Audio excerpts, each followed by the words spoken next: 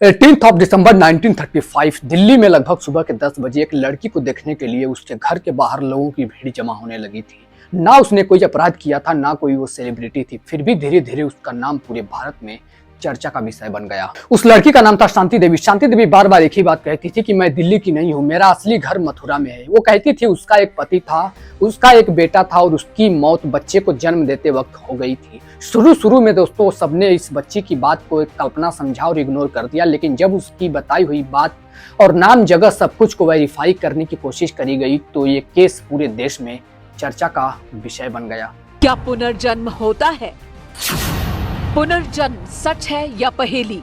और आज भी ये दुनिया के सबसे मशहूर पास्ट लाइफ मेमोरीज केसेज में से एक माना जाता है। लेकिन कहानी यही खत्म नहीं होती। 10 दिसंबर 1983 उत्तर प्रदेश के आगरा के पास एक बच्चे का जन्म होता है। कुछ साल बाद जब वो बच्चा बड़ा होता है तो दावा करने लगता है कि उसका नाम टीटू नहीं बल्कि उसका नाम सुरेश वर्मा था। वो कहता है कि आगरा में उसकी एक रेडियो की दुकान थी। उसकी पत्नी का नाम बताता है, उसके कितने बच्चे थे ये बताता है, और सबसे हैरान कर देने वाली बात, वो अपनी मौत का तरीका भी बताता है। इस रिपोर्टेड केसेस के भी कई सारे रिसर्चर्स ने जांच की और वेरीफाई करने की कोशिश की, जिसके बाद से ये केस भी इंडिया के सबसे ज्यादा डिस्कस्ड किए जाने वाले रीबर्थ केसेस में शामिल हो गया। लेकिन आज भी ये केसेस डिबेट का हिस्सा बना हुआ है कि आखिर इनके दावों की एग्जैक्ट रियलिटी क्या है। तो आखिर एक छोटी सी बच्ची 1935 में अपने पिछले जन्म का दावा कैसे करती है और लगभग 50 साल बाद एक दूसरा बच्चा भी मिलता जुलता दावा करता है। क्या ये सिर्फ एक कोइंसिडेंट है? क्या ये बच्चों की इमेजिनेशन है, या फिर क्या सच में पुनर्जन्म एग्जिस्ट करता भी है, या फिर इंसान के कॉन्शियसनेस के बारे में साइंस को अभी भी बहुत कुछ समझना बाकी है। आइए समझते हैं दुनिया के कुछ हैरान कर देने वाले रीबर्थ क्लेम्स को, और साथ ही समझते हैं पुनर्जन्म की रियलिटी को डिटेल्स में आज के इस वीडियो में।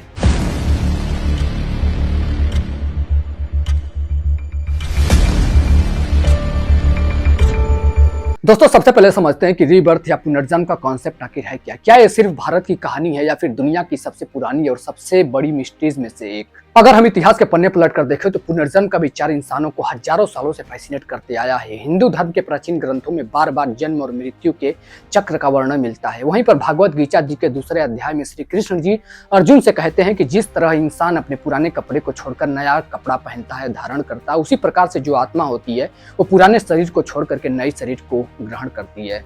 यानी कि शरीर बदलता है लेकिन आत्मा को अमर माना गया है। वहीं पर सिर्फ हिंदू धर्म ही नहीं बल्कि बुद्धिज्म में भी रीबर्थ का कॉन्सेप्ट मिलता है। लेकिन यहाँ पर एक इंपॉर्टेंट डिफरेंस है। बुद्धिज्म के अकॉर्डिंग कोई परमानेंट सोल नहीं होती, बल्कि कर्मों का एक प्रवाह होता है जो कि नए जीवन को प्रभावित करता है। वहीं पर दूसरी तरफ जैन धर्म भी पुनर्जन्म को मानता है।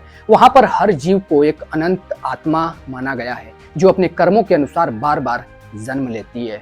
लेकिन अगर हम दुनिया के दूसरे बड़े धर्मों की तरफ देखें तो क्रिश्चियनिटी में भी इसका जिक्र मिलता है। वहां पर आमतौर पर एक ही जीवन और उसके बाद जजमेंट का कॉन्सेप्ट है। और वहीं पर इस्लाम में भी इंसान को एक ही दुनियावी जिंदगी दी गई है जिसके बाद कयामत और हिसाब का जिक्र मिलता है। यानी कि दोस्तों दुनिया के सबसे बड़े धर्म इस सवाल पर एक जैसे नहीं सोचते, और इसकी वजह से रीबर्थ सिर्फ एक रिलीजियस बिलीफ नहीं बल्कि फिलोसॉफिकल और साइंटिफिक मिस्ट्री भी बन चुका है। लेकिन इसमें असली मोड़ तब आया जब 20वीं सदी में कुछ साइकोलॉजिस्ट और डॉक्टर्स ने मिलकर ये डिसाइड किया कि इसको सिर्फ आस्था के नजरिए से नहीं बल्कि साइंटिफिक इन्वेस्टिगेशन के साथ भी देखा जाना चाहिए। और यहीं से शुरू होती है एक ऐसी रिसर्च जिसने अगले कई दशकों तक दुनिया भर के साइंटिस्ट को और रिसर्चर्स को हैरान करके रख दिया। 20वीं सदी के मध्य तक ज्यादातर साइंटिस्ट्स और साइकोलॉजिस्ट इस रीबर्थ के कॉन्सेप्ट को और दावों को अंधविश्वास या फिर बच्चों की इमेजिनेशन मानते थे। लेकिन साल 1960 के दशक में एक अमेरिका के एक साइकेस्टिक ने फैसला किया कि इस विषय पर बिना किसी धार्मिक नजरिए के सिर्फ साइंटिफिक एंगल से रिसर्च की जाएगी, और उनका नाम था doctor Ian Stevenson. Doctor Ian Stevenson university of Virginia school of medicine में साइकेस्ट्रिक डिपार्टमेंट के चेयरमैन थे। उन्होंने कोई किताब लिखकर रीबर्थ को प्रूव करने की कोशिश नहीं की, बल्कि उन्होंने एक अलग रास्ता चुना, फील्ड इन्वेस्टिगेशन।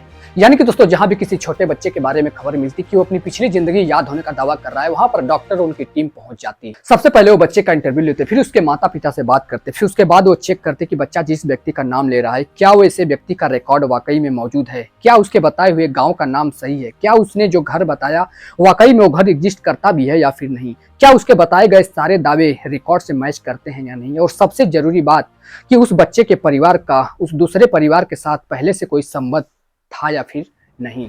डॉक्टर की ये रिसर्च दोस्तों सिर्फ 1 या 2 साल तक नहीं चली बल्कि 4 दशकों तक चलती रही, और इस दौरान डॉक्टर स्टारवेंसन ने दुनिया भर से 2500 से ज्यादा reported child memory cases document किए और उसके बाद उनकी स्टडी की, जिसमें India, Sri Lanka, Lebanon, Turkey, Thailand, Myanmar, America और यूरोप के कई देश शामिल थे। इस स्टडी में उन्होंने देखा कि कुछ अजीब पैटर्न भी सामने निकल कर आ रहे हैं, जिसमें वो बताते हैं कि ज्यादातर बच्चे अपनी पिछली जिंदगी की बातें सिर्फ और सिर्फ 2 से 6 साल की उम्र के बीच करते हैं, और जैसे जैसे उनकी धीरे धीरे उम्र बढ़ती जाती है वैसे वैसे वो जो बच्चे होते हैं अपनी मेमोरीज, बीती हुई जिंदगी की जो बातें कर रहे होते हैं, वो बातें और मेमोरीज वो धीरे धीरे भूलते जाते हैं। यहाँ तक कि साथ ही साथ में वो बताते हैं कि कुछ केसेस में उनके शरीर पर ऐसे बर्थ मार्क्स भी थे जिन्हें वो पिछली जिंदगी से चोट जोड़कर देखते हैं। लेकिन यहीं से सबसे बड़ी डिबेट शुरू हो जाती है दोस्तों कि क्या ये वाकई रीबर्थ का एविडेंस था, या फिर कोई इंसिडेंट, या फिर फॉल्स मेमोरीज, या फिर परिवार का कोई इन्फ्लुएंस। और इसी वजह से डॉक्टर स्टर्वेंसन के इस रिसर्च की काफी तारीफ भी हुई और काफी आलोचना भी हुई।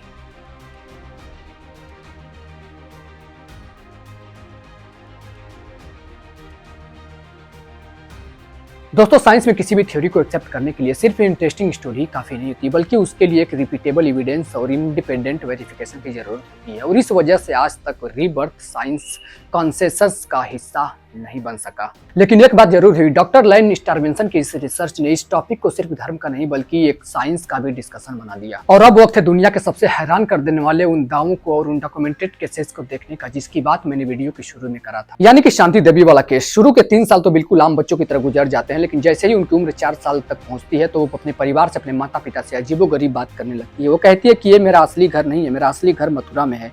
शुरू में माँ बाप हंसते हैं और उसकी बात को टाल देते हैं, उन्हें लगता है कि बच्ची ऐसे ही बोल रही है, कहानी बना रही है, लेकिन धीरे धीरे बात बढ़ने लगती है। शांति देवी कहती है कि उसका असली नाम कुछ और था, उसकी शादी हो चुकी थी और उसका एक बेटा भी था, और बच्चे को जन्म देते वक्त उसकी मौत हो गई थी। सबसे हैरान कर देने वाली बात यहाँ पर यह है दोस्तों कि उस उम्र में एक छोटी सी बच्ची को शादी, गर्भ और मौत जैसे शब्दों का मतलब बहुत मुश्किल से पता होता है, लेकिन शांति देवी बार बार इन बातों को दोहराती रहती है। सिर्फ इतना ही नहीं, वो मथुरा के कुछ इलाकों का जिक्र भी करती है, कुछ इलाकों का नाम भी बताती है, अपने कथित पति का भी नाम बताती है और उस घर का भी वर्णन करती है। यहीं से लोगों का ध्यान इस केस की तरफ जाने लगता है। स्कूल के टीचर्स भी इस बात को सुनने लगते हैं और बातें करने लगते हैं। पत्रकार भी इस कहानी को कवर करना शुरू कर देते हैं और धीरे धीरे ये बात पूरे देश में फैल जाती है और लोग चर्चा करने लगते हैं। इसके बाद कुछ लोग मथुरा जाकर के इसको वेरीफाई करने की कोशिश करते हैं, जिसके बाद से पब्लिक रिपोर्ट्स के अकॉर्डिंग मथुरा में कैसा परिवार मिला, जिसके बारे में कहा गया कि कुछ डिटेल्स में शांति देवी के दावों से मैच खाती है। इसके बाद उसकी मुलाकात उस परिवार से भी कराई जाती है। इस मुलाकात में अलग अलग रिपोर्ट्स में अलग अलग विवरण मिलते हैं, लेकिन सपोर्टर्स का दावा था कि शांति देवी ने कुछ लोगों को और वहाँ पे कुछ जगहों को पहचाना। इसी वजह से ये केस उस दौर में चर्चा का विषय बन गया। लेकिन जितने लोग इस केस को रीबर्थ का सबूत मानते थे, उतने ही लोग इस केस के ऊपर सवाल भी उठाते थे। क्या शांति देवी को यह जानकारी किसी ने पहले से बता दी थी, या फिर मीडिया कवरेज के बाद कहानी बदल गई, या फिर इस कहानी में सच में कुछ ऐसा था जिसका जवाब आज तक किसी के पास नहीं। यहाँ पर दोस्तों साइंस का काम किसी कहानी को डायरेक्टली मान लेना नहीं, बल्कि उसके एक्सप्लेनेशन को टेस्ट करना भी होता है। और इसी वजह से शांति देवी का केस आज भी एक डिबेट बना हुआ है। यही सेम स्टोरी दूसरे वाले केस के साथ भी होती है, यानी कि टीटू सिंह वाला केस, जो कि बच्चा एक आगरा में पैदा होता है। इसके केस के ऊपर भी बहुत सारी वेरिफिकेशन करी जाती है, रिसर्च करी जाती है, और इस केस को खुद डॉक्टर लैन स्टावेंसन हैंडल करते हैं और इसके ऊपर रिसर्च करते हैं, और बाद में फिर ये साइंस के लिए एक इंटरेस्टिंग रिपोर्टेड रीबर्थ केस बन जाता है। और शायद इन्हीं केसेस ने मिस्ट्री को और भी ज्यादा गहरा बना दिया। एक तरफ रिपोर्टेड केस तो दूसरी तरफ साइंस का स्केप्टिसिज्म। तो आखिर सच किस तरफ है? इसी सवाल का जवाब ढूंढने के लिए अब हमें समझना होगा ह्यूमन ब्रेन, मेमोरी और साइकोलॉजी आखिर काम कैसे करते हैं। क्या हमारा दिमाग कभी ऐसी यादें बना सकता है जो कभी हुई ही ना हो, या फिर वाकई में कॉन्शियसनेस के बारे में साइंस अभी भी बहुत कुछ नहीं जानती। दोस्तों साइंस का एक नियम है, जितना जरूरी क्लेम को सुनना है उतना ही जरूरी उस पर सवाल उठाना भी है। तो क्या इसका सिर्फ एक ही मतलब है, रीबर्थ सच है, या फिर क्या हमारा दिमाग कभी ऐसे इल्यूजन भी बना सकता है जो बिल्कुल हकीकत जैसे लगते हैं? इसका जवाब ढूंढने के लिए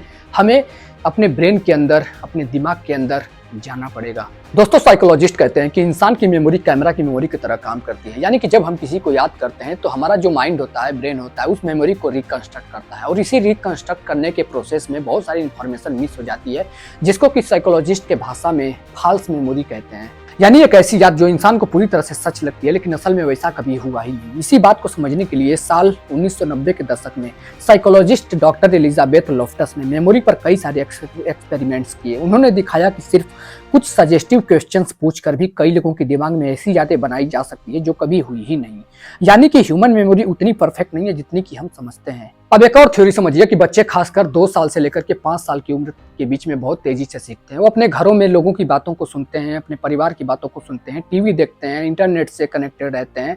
इन सारी चीज़ों को सुनते हैं, एब्जॉर्व करते हैं और पास के लोगों की बातों को सुनते हैं। सब कुछ एब्जॉर्व करते रहते हैं। कई बार उन्हें खुद भी याद नहीं रहता कि वो कोई इन्फॉर्मेशन उन्हें पहली बार कहाँ सुनी थी या कहाँ से सीखा था। साइकोलॉजी में इसे सोर्स मॉनिटरिंग एरर कहा जाता है, यानी कि इन्फॉर्मेशन याद रहती है लेकिन उसका जो सोर्स होता है वो बच्चे भूल जाते हैं। इसी वजह से कुछ साइकोलॉजिस्ट मानते हैं कि कुछ रिपोर्टेड रीबर्थ केसेज इसी वजह से एक्सप्लेन हो जाते हैं। लेकिन यहीं पर सपोर्टर से एक और सवाल पूछते हैं कि कुछ बच्चे जो क्लेम करते हैं, डिटेल्स बताते हैं, उसको वेरीफाई करने की कोशिश में कुछ डिटेल्स रिकॉर्ड से जो मिलती जुलती नजर आती है, मैच हो जाती है।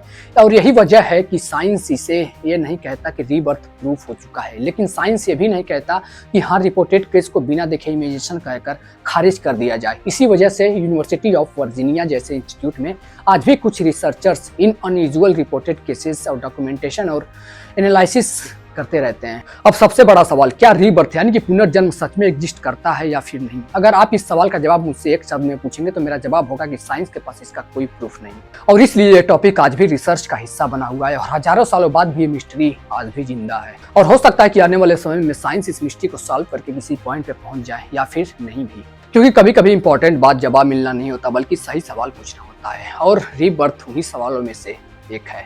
आपकी अपनी राय क्या है रीबर्थ यानी कि पुनर्जन्म को लेकर के? अपनी राय कमेंट बॉक्स में जरूर देना। उम्मीद करता हूं दोस्तों वीडियो आपको इन्फॉर्मेटिव लगा होगा। वीडियो अगर आपको इन्फॉर्मेटिव लगा तो प्लीज चैनल को सब्सक्राइब करके बेल आइकन जरूर से ऑन कर लेना फ्यूचर में ऐसी सारी वीडियोस देखने के लिए। मिलते हैं किसी और वीडियो में एक नई टॉपिक के साथ, तब तक के लिए thank you so much for watching this video.